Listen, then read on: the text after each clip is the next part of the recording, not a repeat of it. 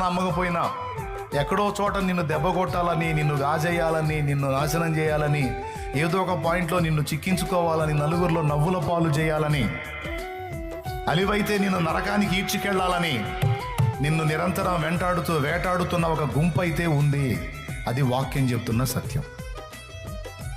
అయితే దేవుడిస్తున్న వాగ్దానం ఏంటంటే, నీవు నన్ను ప్రేమించుచున్నావు గనుక, ఓ స్త్రీ నీవు నన్ను ప్రేమించుచున్నావు, ఓ పురుషుడా నీవు నన్ను ప్రేమించుచున్నావు గనుక భయపడవద్దు.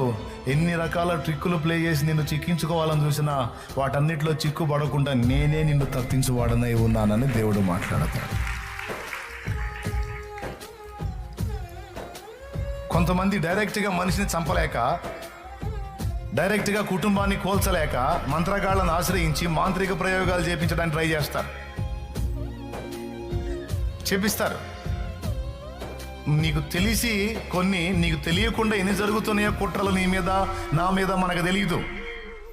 కానీ దేవుడిస్తున్న వాగ్దానం ఏంటో తెలుసా? నీకు తెలిసిన వాటిల్లోనే కాదు, నీకు తెలియని వాటిల్లో జరుగుతున్న కుట్రల విషయంలో కూడా నేను నిన్ను తప్పించువాడనై ఉన్నాను. కేవలం ఒకే కారణం, నేనంటే నీకు ఇష్టం గనుక, నేనే నీ లోకం గనుక, నేనే నీ ప్రపంచం గనుక, నువ్వు నన్ను ప్రేమిస్తున్నావు గనుక, నేను అంతకంటే ఎక్కువగా నిన్ను ప్రేమిస్తున్నాను గనుక ఈ ప్రేమను బట్టి నేను నిన్ను తప్పిస్తాను అని మాట్లాడుతున్నాడు ఆయన. ఇప్పుడు తప్పించుట అనేది మనకు అవసరమా?